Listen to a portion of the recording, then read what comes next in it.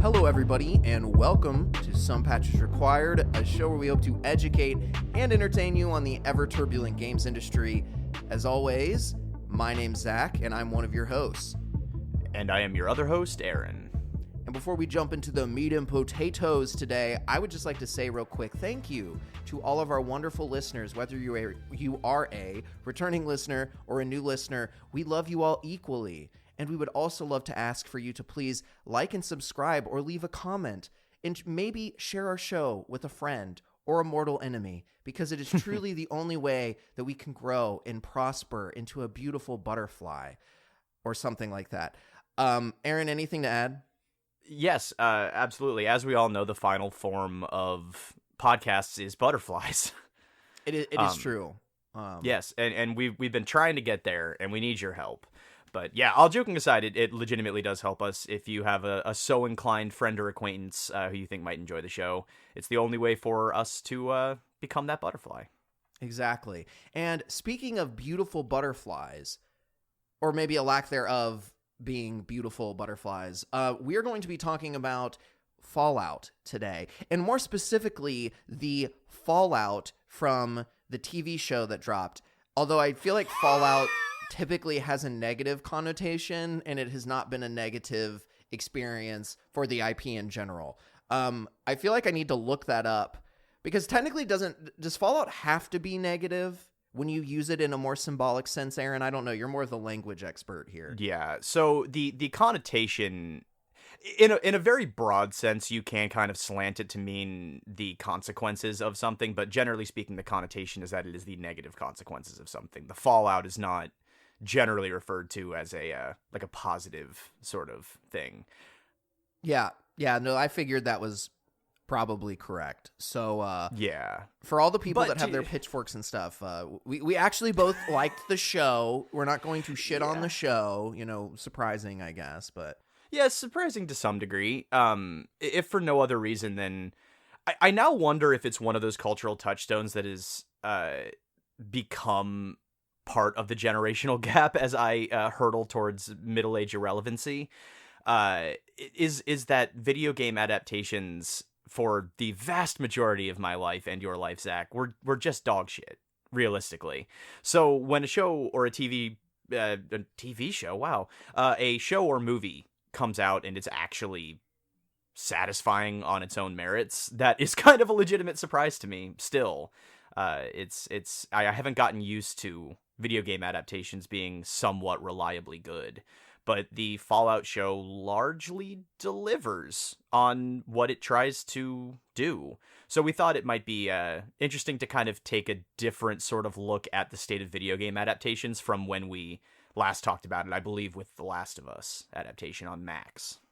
And specifically with Fallout, some of the crazy outcomes coming from the show doing so well in terms of sales numbers for previous Fallout games. So we'll certainly get into that.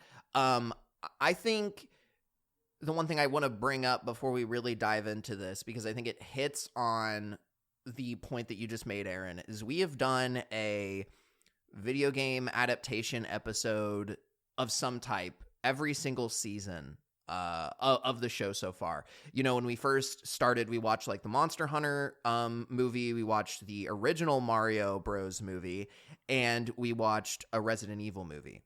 And like of them, we had a ton of fun watching the Mario Bros movie, the original one, but it's a fucking train wreck. Yeah. Like it's a fucking train wreck. And then the Monster Hunter movie was ass. The only like decent movie was the Resident Evil one. And even then, I don't really know that it like sold the fantasy of playing a Resident Evil game.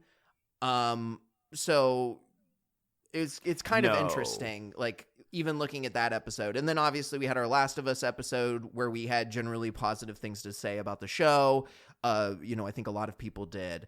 But it's been such a change from that first episode in like 2020, I think is when it launched. Where like we basically just talked about how most video game movies are hot ass. Yeah. But not in the good way. No, not in the good way, by any means. Yeah. So I think it's worth kind of saying within the framework of modern video game adaptations, Fallout, and this is not a novel concept, so I won't belabor the topic. You can find this headline in a lot of places. The approach that the Fallout show takes, just purely as an adaptation of an existing IP, is very different than the approach that The Last of Us took. Namely because The Last of Us, as an experience overall, is sold on its story and its characters. There is no The Last of Us without Joel and Ellie. Whereas in Fallout, it's more, the sale is much easier based on the concept, the world, the aesthetic. And so the show very intelligently decided not to try and retread the exact same ground of the storyline of one of the mainline entries, and instead kind of spun off into its own interesting side story, which is exactly what you want to do with a world that's supposed to be as full of possibilities as Fallout. And I think by and large, within that framework, they've managed to construct a pretty satisfying 8-episode television event.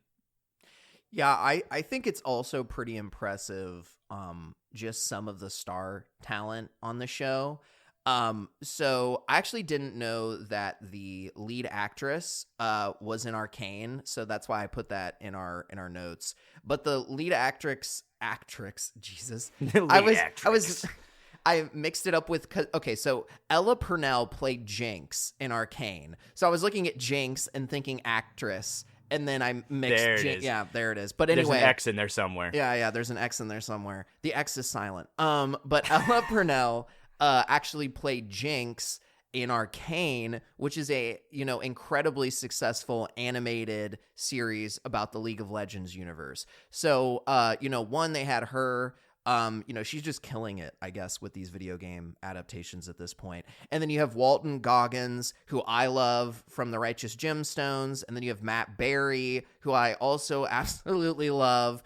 And I'm sure there's some other more famous actors and actresses that I just don't know. So I'll leave that to you, Aaron. If there was anyone else that you noticed that I, didn't when I was just kind of going through the sheet of people that were on the show. But it's pretty good talent-wise. Yeah, for sure. By and large, I think that the tone of this show works in a lot of ways. It doesn't. It would be very easy for this show to feel really synthetic in a lot of ways, but they managed to kind of avoid that, and the exposition is all. It feels like the actors are actually buying into these characters, and the characters are written in a way that makes them likable and relatable even when they're shitheels. But yeah, in terms of star talent, the lead actress, I didn't watch Arcane. I need to. All apologies. But she crushes it with the yippity-doo sort of vault dweller attitude early on, and her transformation is really effective, I think. Walton Goggins, I've joked around about the fact that I've never seen Walton Goggins play a character who couldn't have also been named Walton Goggins. Yeah, that's fair. Yeah. And I'm not exactly sure what that means, but all of his characters, that name sounds like an intimidating, villainous sort of Western man. And that's basically the characters I've seen him play in everything. But I will say this is probably the most effective I've seen him. I think him as the Ghoul he's a scene stealer. He's phenomenal as the Ghoul. I really, really enjoyed his performance. And I was worried about Kyle MacLachlan, who plays the Overseer and Ella Purnell's dad in this series. And I was a little bit worried that Kyle MacLachlan would be a little bit distracting, I guess, because as much as I enjoy Kyle MacLachlan in like Twin Peaks, he does have just a big dumb face, and and you don't look at him and not see Kyle MacLachlan. Uh, so he could be a little distracting in that sense, but they managed, in my opinion, to mostly leverage his sort of persona in a way that I enjoyed a lot. Even the weirdness of seeing like a low res green pixel art version of his face on a boy's Pip-Boy was not hugely distracting to me. So all in all, I think they managed to do a really solid job integrating recognizable faces into a setting that you really normally wouldn't expect to see them. So yeah, overall the talent carries the show well. The action is pretty solid. The storyline is well constructed enough for me. There's some distracting CG moments and a couple of editing fumbles, I'd say. But by and large, the show works. Well, I think it manages to get past some of that because it's not afraid to be a little bit campy. Oh yeah. And let's be honest, like Fallout is a pretty campy setting in a lot of ways. Like for sure. It's already just ridiculous between like just some of the robots that just have like brains in them and like the weird. I'm so bad at dating aesthetics. What is it, like 1960s aesthetic, 1950? Like the yeah, it's like the 40s, 50s. Yeah, Cold War aesthetic, early Cold War aesthetic. Like, it's just so campy, and the fact that they really leverage like violence in a very kind of silly way, like it just sells the game world very, very well. And I think that's why people probably like it so much. And I mean, it's also well written. Yeah, it is surprisingly well written. And I'll say in terms of like matching the tone, I have a crystal clear memory of the first time I played Fallout 3. Going into that whole side of video games basically coming from Nintendo consoles only. Yeah. Right? And I'm playing Fallout 3, and I remember the first time I'd gotten to probably a super duper mart or something like that, and I was confronted by a raider outside, and I did hit him in the head with my sledgehammer, and his head did just explode. And to me, a child unaccustomed to that in my video games, that was a shocking moment for me. And it was kind of a perverse delight mixed with like, oh shit, I probably shouldn't have done that. That's disgusting. And the show manages to capture that fairly well in its violence. I mean, heads get crushed, limbs get blown off. It's all cartoony and campy, and it's pretty great. It's almost Evil Dead-y in the way that it kind of leverages the comedy of the horror of the violence. I don't know. Effective use of it, in my opinion. Maybe not for everybody's taste, but effective use of violence, in my opinion. To me, it really brings up, and I think the Rotten Tomatoes scores having an average tomato meter of 93%, an average audience score of I meant 93. I may have said 83. Average tomato meter of 93, average audience score of 89%. That's illustrating what I'm about to say, which is I think people probably really appreciate that it didn't get like a PG-13 or whatever the TV equivalent is, because I'm realizing now PG-13 only applies to movies, I think. But regardless, it's like Deadpool, right? We just had the Deadpool 3 trailer come out. It's very clear that it's going to be more of the same. People would have been super pissed if it got like PG-13'd. Because it just can't exist in a super sterilized like way, right? Like you lose a lot of the campiness, you lose a lot of the fun in Fallout if it's not the TV equivalent of a rated M game. So it seems like they really understand that, and that's really, really solid. And I think that that's probably the biggest issue with a lot of the original attempts at adaptations is it just doesn't have the feeling of the world. The Monster Hunter movie, which is just, I honestly just don't know what that is, but it is not Monster Hunter that it gives off vibe-wise.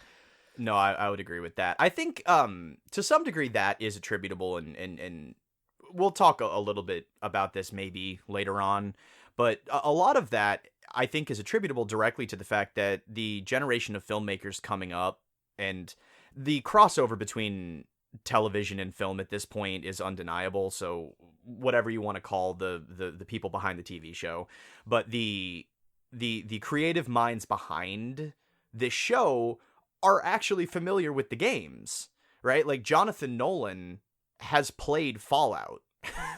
So as an executive producer and as a director of, I believe, the majority of episodes, you know, he was able to actually bring an understanding of what made the video games successful to a non-interactive medium.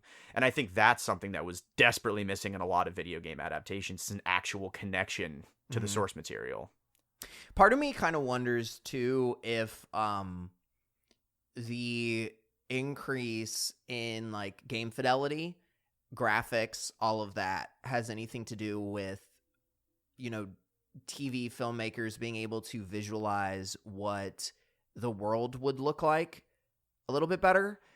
I mean, that seems kind of silly because I guess books are literally just words. So like if you're you're adapting a book, like you have no visual reference really. You're just interpreting words and then writing them out. But, you know, I just kind of think of that because obviously there was a time where like, you know, when the original Mario movie would have come out, you know, Mario would have looked very different back then. Exactly. And I just wonder, like, does that impact the process at all? My gut feeling is probably not too much, but it might open, you know, the imagination for certain people a little bit more, having a 3D landscape to kind of explore. Although I will say, thank God the show did not just make the TV show, you know, 50 Shades of Concrete and brown. Seriously. Because, dear Lord, like, I think the show does a great job of making some truly, like, beautiful set pieces. And then I'm just like, why can that not exist in the video game? Yes. To your point, I will loop that in.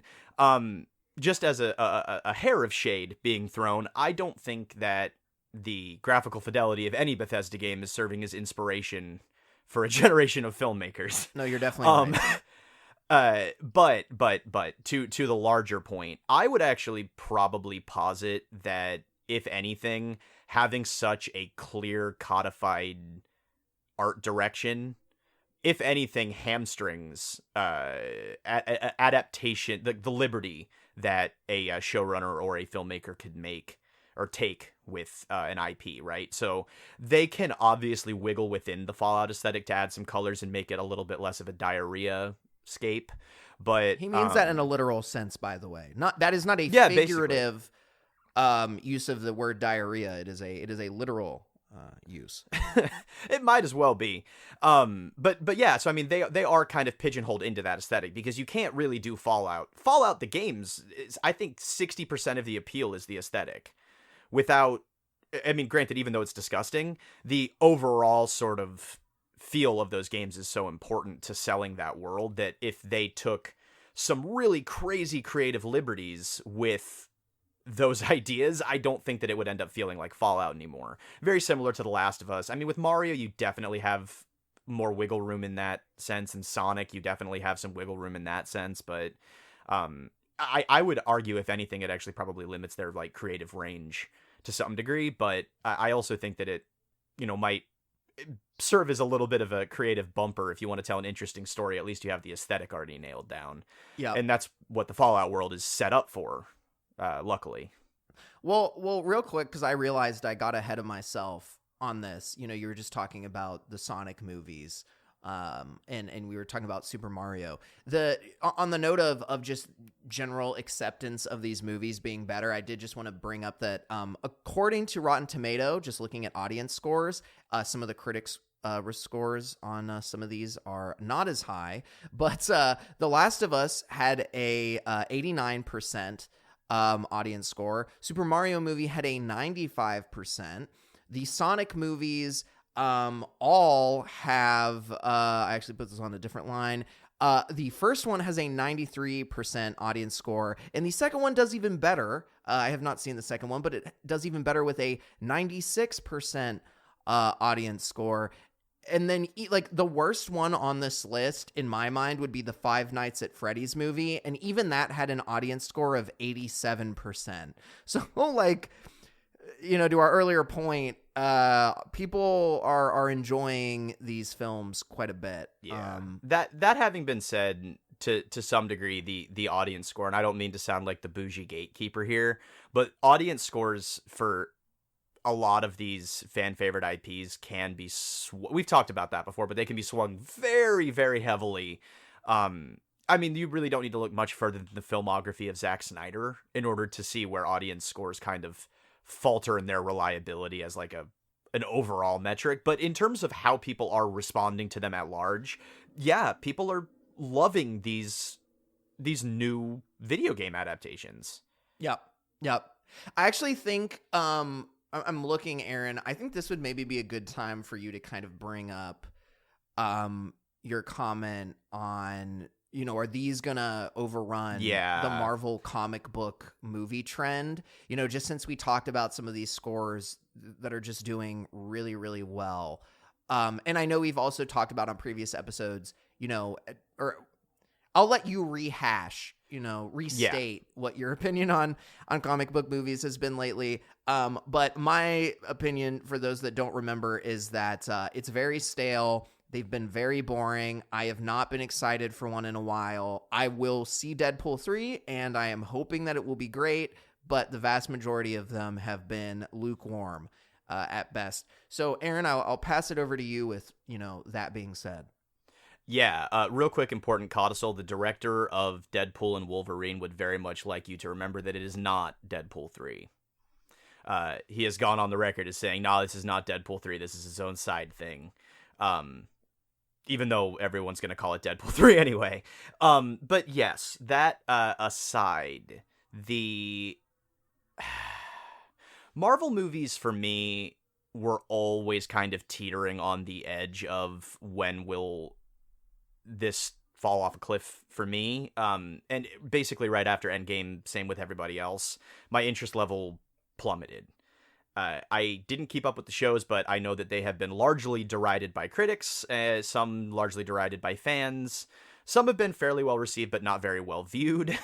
And then the overall box office numbers themselves are starting to falter. Deadpool and Wolverine is going to make $1 billion.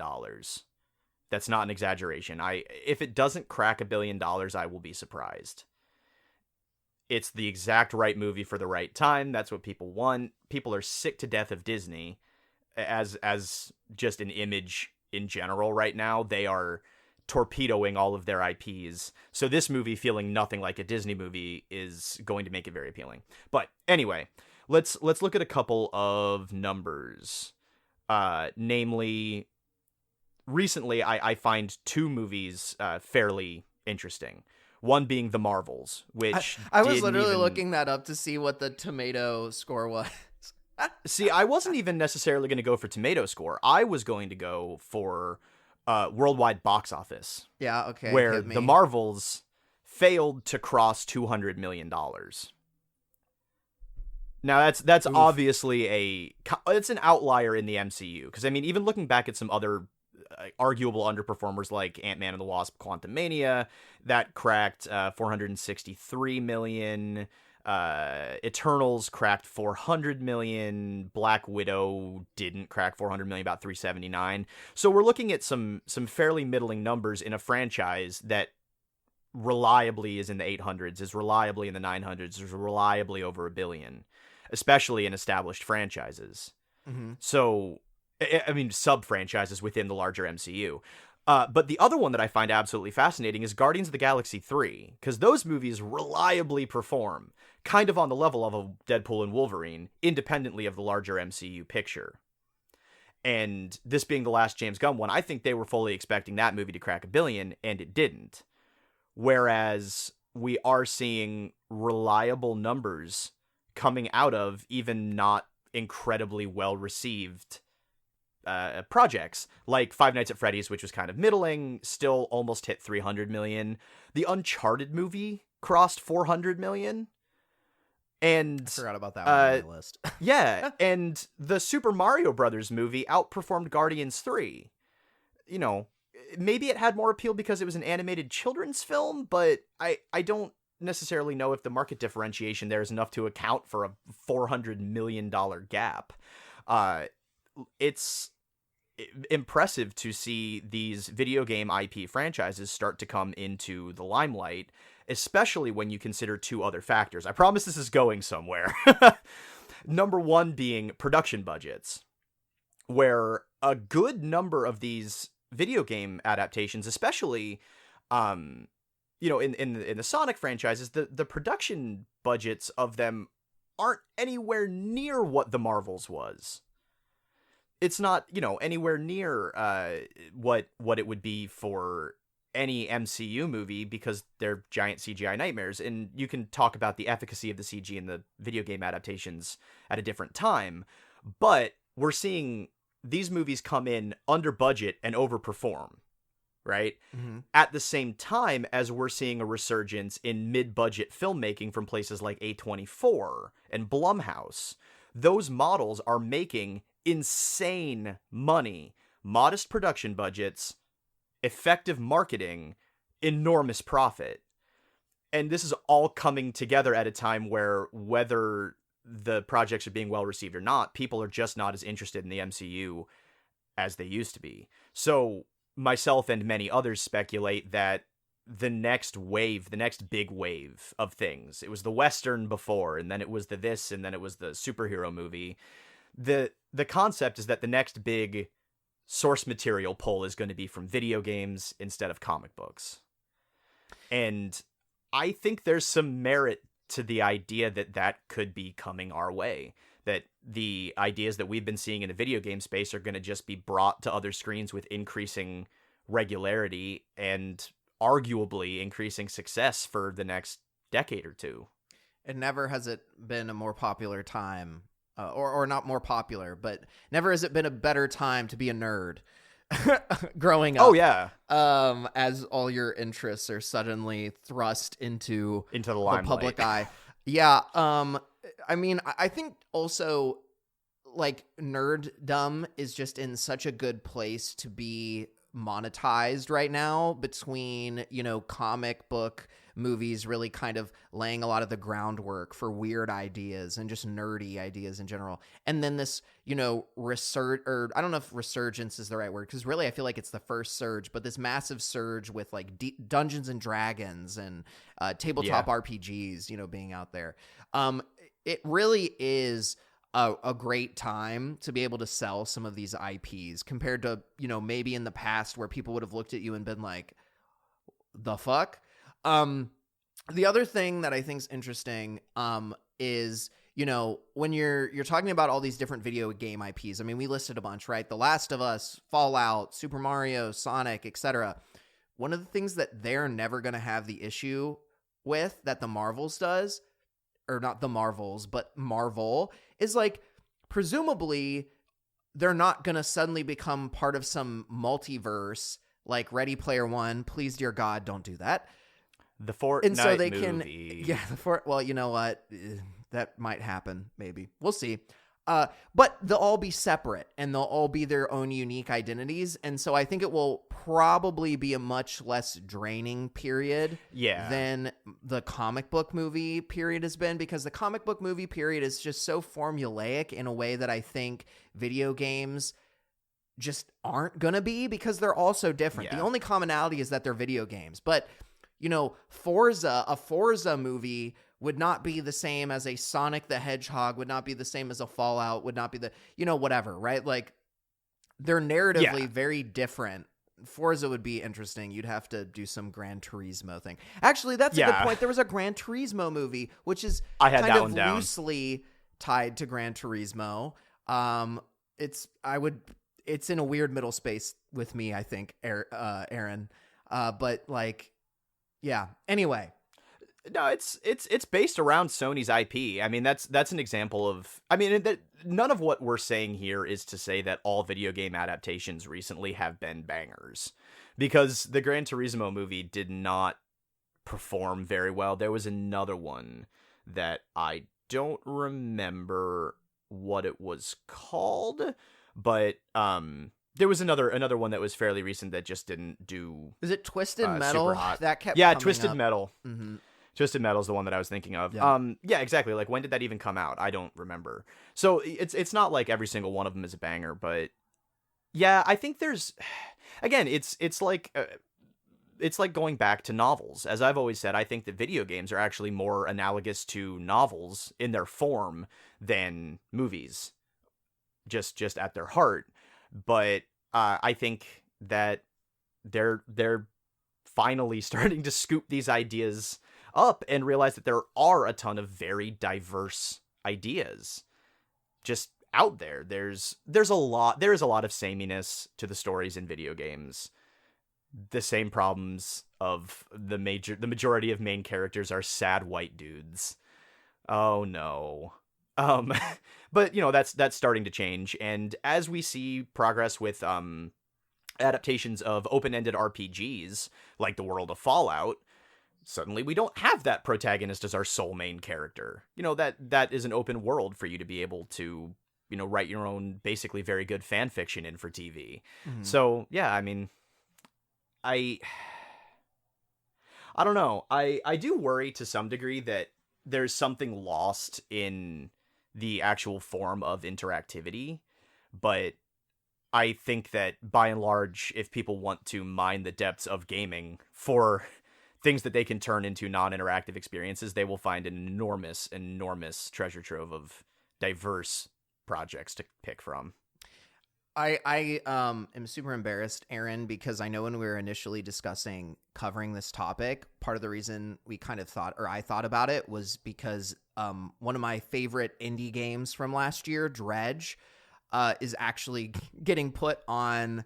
They're turning it into a movie, and then Markiplier, the famous YouTuber, is making an Iron Lung movie. Or at least I believe that's the name of the IP. It's whichever one where you go down into a blood ocean in a submarine.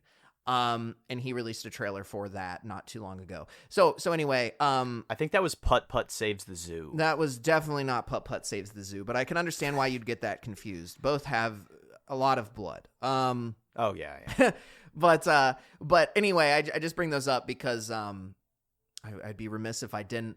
I think to your point, what's going to be important for film moving forward in television when looking at game IPs is understanding the difference between a Fallout IP and a The Last of Us IP.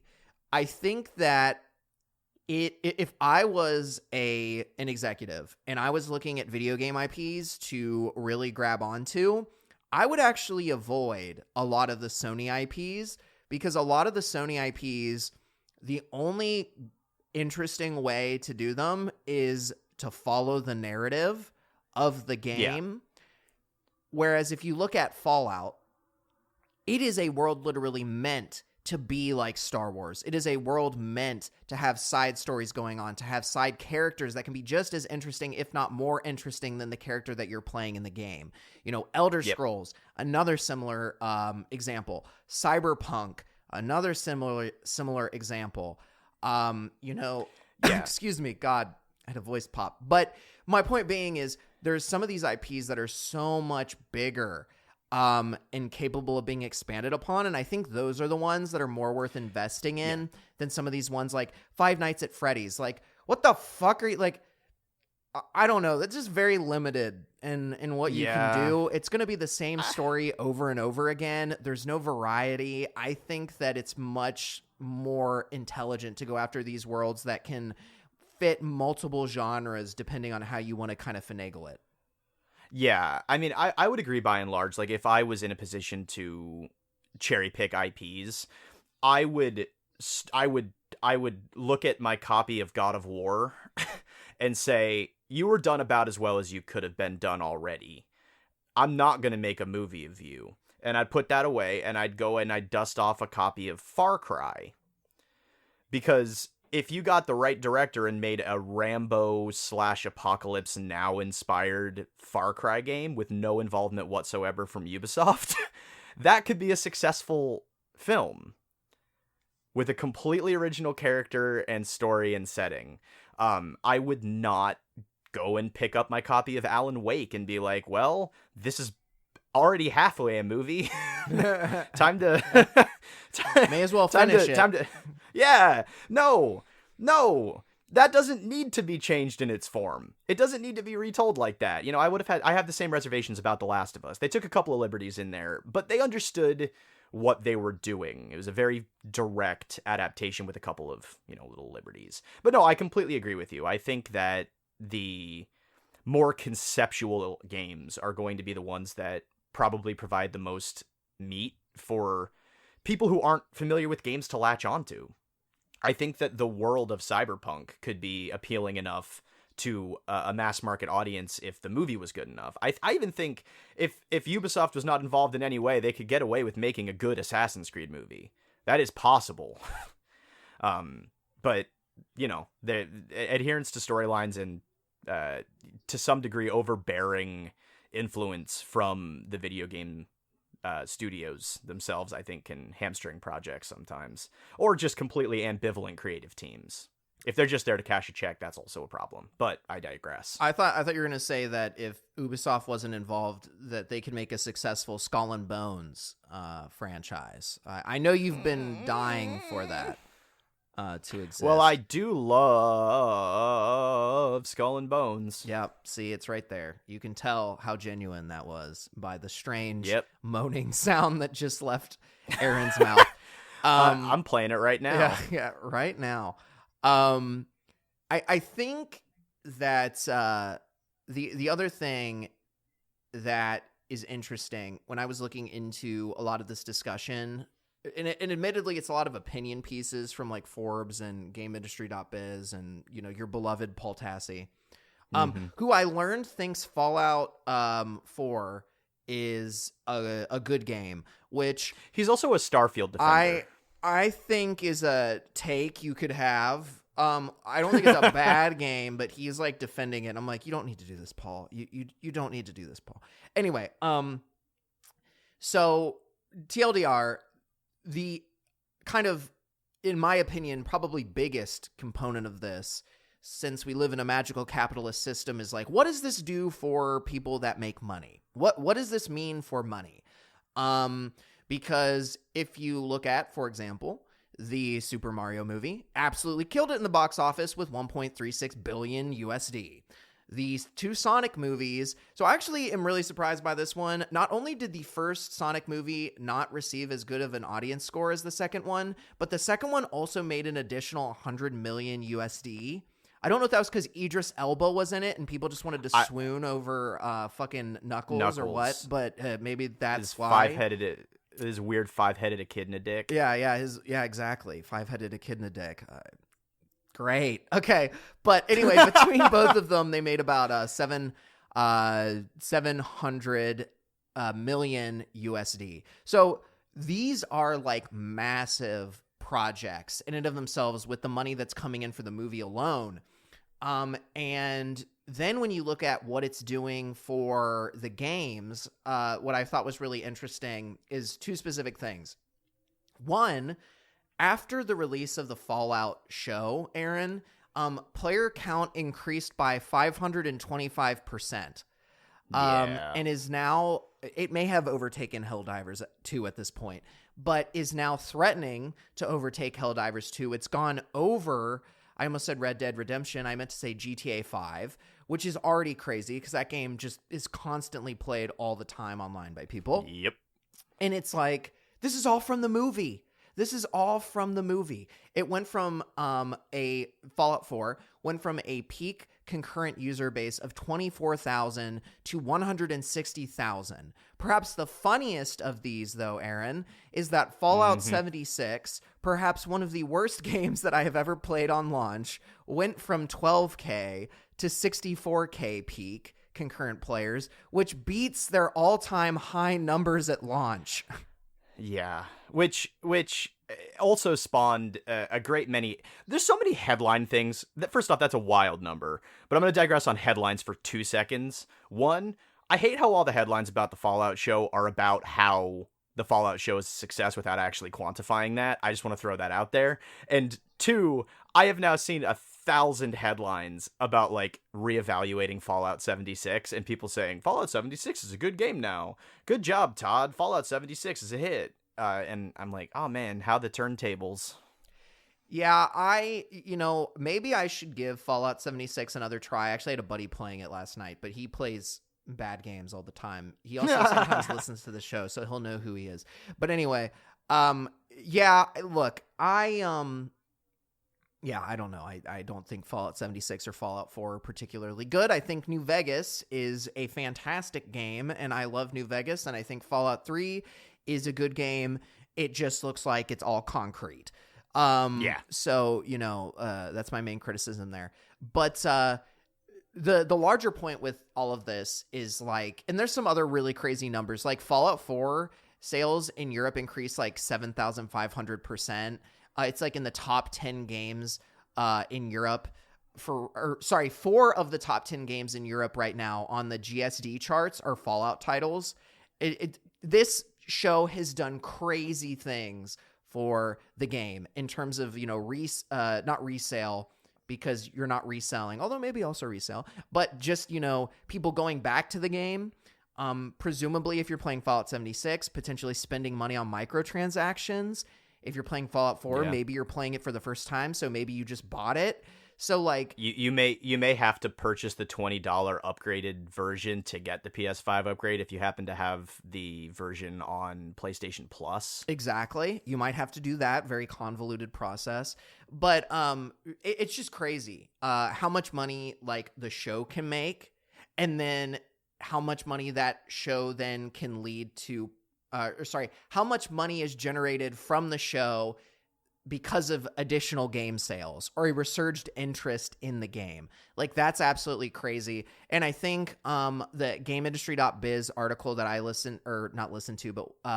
read, Aaron, kind of says it best. A lot of game companies are doing a really bad job in leaving money on the table by not having like a new game or some big patch or something exciting releasing alongside a lot of these shows. Like, so far, really the only company that's done an okay job of that was CD Projekt Red with Cyberpunk Edge Runners, the anime, releasing with their big patch. Whenever that was. I think that was 2022. But anyway, like, so much money. Yeah, it is a ton of money. So I think that if this trend continues, what almost concerns me is that the development cycle and the development timeline will now become much more convoluted and complicated than it even already was, because successful games now have to be treated as multimedia IPs. So if you need to have a multimedia strategy for your game world to make the game, I don't know, I get worried about going back to the era of shovelware tie-ins to some degree. But there'll be multi-million-dollar shovelware tie-ins. Yeah, I love it. Mm-hmm. As we all know, putting a lot of money into something makes great games. Quadruple A is the future. Skull and Bones. It's only money that makes great games. No, my point being, you're right. There's a ton of money being left on the table by not tying these things in, and there's no way that the people in charge of making money are not aware of this intimately. My concern is just ultimately that the onus of that ends up landing on the developers to maybe do a Fallout New Vegas style 18-month turnaround on a project. I mean, it's very rare that a turnaround like that generates a game as good as New Vegas. Yeah. Yeah, no, I agree. It puts Bethesda's not capable of it. Yeah, If Bethesda had 18 months to make a new Fallout game to tie into season 2 of the show, that game would be unplayable. It's got all the same bugs as the other games. And new ones. And it looks worse. Yep. And it looks worse. Somehow looks worse. Yeah, I share your concerns in terms of what does this do to an already kind of unsustainable dev cycle. Like what are the implications of that? I also, just generally speaking, am not a big, like, putting aside the money that can be earned, I'm just concerned about something that isn't video games influencing the timeline of a medium that I enjoy. I don't particularly love that. If anything, I would rather it be the other way around, of the film, TV, whatever, being more dictated by the game as opposed to, them dictating the game schedule. The other thing you can think of is our favorite game to bring up when talking about multimedia franchises. Do you know what I'm about to say, Aaron? I don't. Pokemon. Pokemon often suffers because it has to release with a game a new set of cards with the new generation of Pokemon, the anime, which has recently been redone, so no longer do we have Ash Ketchum as our protagonist, and then also a video game. And there might be some things that I'm missing, but generally speaking, when we were doing the research for that episode, one of the points that came up a lot is that they don't have the ability to polish Pokemon games if they're not where they need to be, because they have a very specific marketing, timeline. Yeah. For when they need to get the card game out, for when they need to get the TV episodes out, for when they need to get the game out.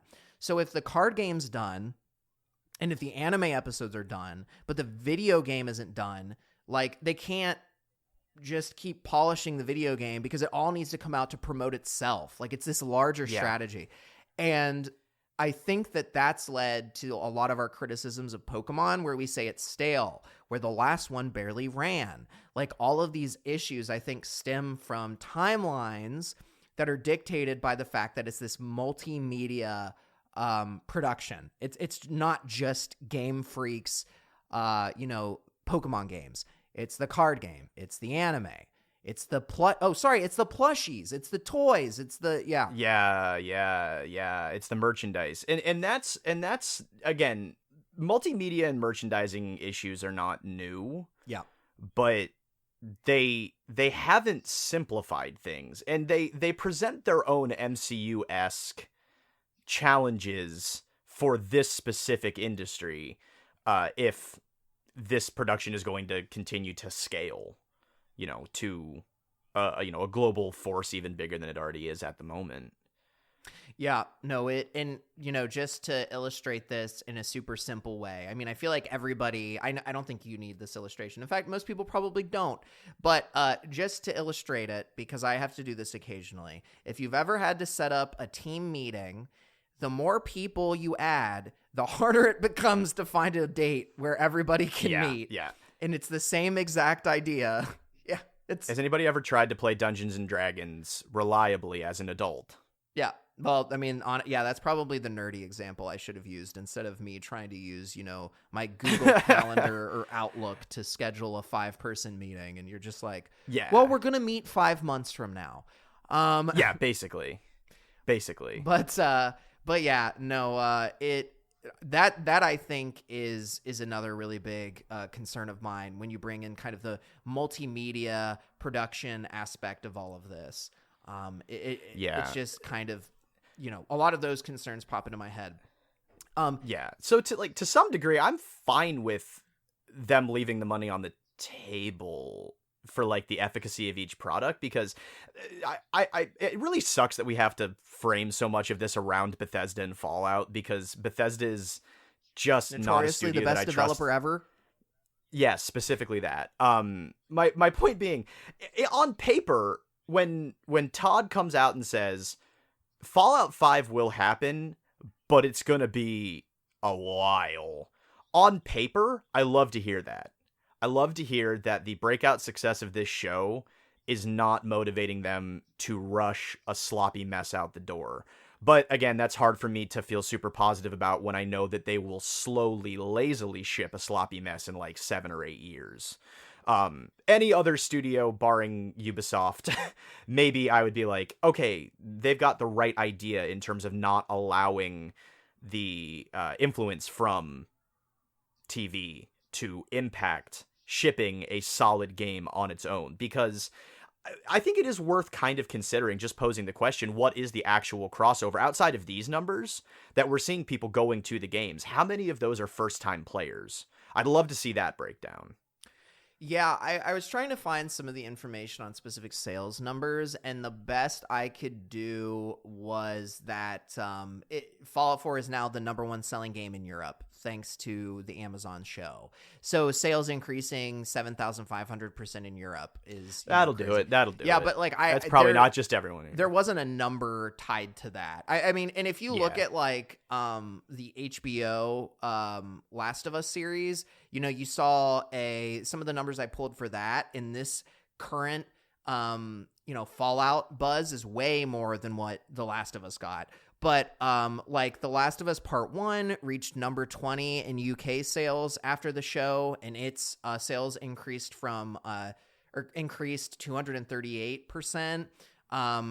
That's for The Last of Us Part 1, not to be confused with The Last of Us Remastered, which saw a 322% sales bump on UK charts the respective year. So, and then similar things with CD Projekt Red and Cyberpunk Edge Runners. Yeah. But,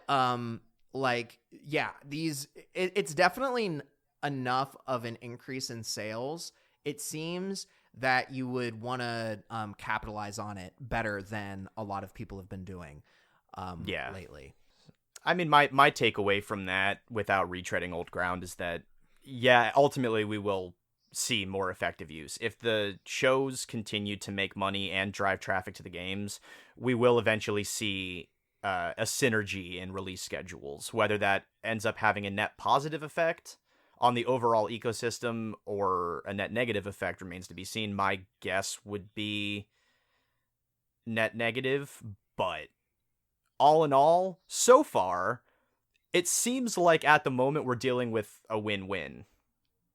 Yeah, at the moment, we haven't quite gotten to the point where anything's dictating anything else. So they can kind of exist as their own creative forms without there being some of the negativity involved. Or negative outcomes involved with cross-media productions. And if anything, I think my closing salvo and the most important thing that we should really take from this episode is that even with this massive surge of positive Fallout sentiment, and a peak and a new peak concurrent user base of 64,000 people, Fallout 76 still has a 2.9 user score on Metacritic, where it deserves to be, buried in the ground for how awful of an idea it was, or poorly executed it truly was. I'm just currently having flashbacks and like spasming in my seat of like Todd being like, "We will have no NPCs. You will be the NPCs. You will all trade. You will make an economy." I'm just like spasming in my chair, like having like fucking flashbacks to Todd Howard and his shitty opinions. Todd. But anyway, that's truly the biggest takeaway from this episode is that Fallout 76 still has a horrible user score on fucking Metacritic. My big takeaway is that Fallout and all of Bethesda's IPs succeed in just stark defiance of Bethesda. Bethesda's influence is astonishingly incapable of those of hamstringing the success of these games that they made. I don't know how that works, but they're their own best enemy. Bethesda magic. That's something. That's something. But you know what else sure is something? My Pip-Boy. Yeah. I don't have a Pip-Boy. But I could probably listen to something like music on a Pip-Boy.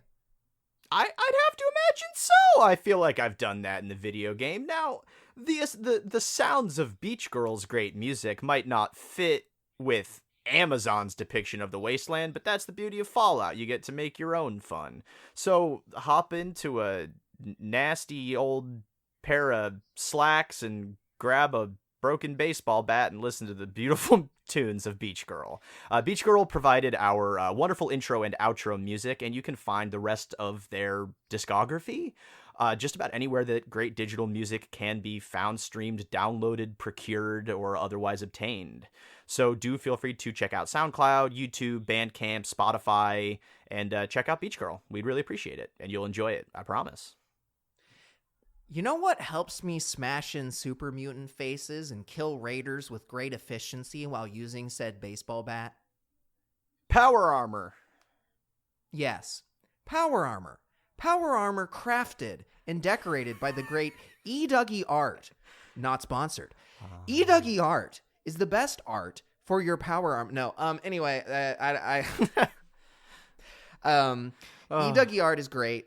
She helped us with our wonderful album art and our wonderful color scheme and all of our artistic pursuits when we were getting the show started. So please make sure to show her some love on Etsy or on Instagram under the same handle, that is at eDougieArt. And remember, when you're killing raiders in the wasteland, don't eat the dirt. I don't know. There's something about concrete diarrhea. Everything's ugly. Everything looks one shade of gray less shitty with a Nuka-Cola in your hand. Color never changes.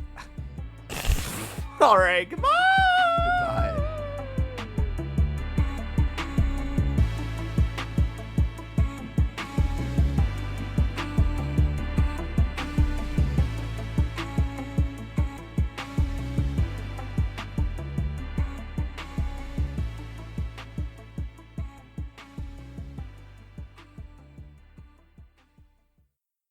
Yeah, exactly. 5-headed echidna dick. Great.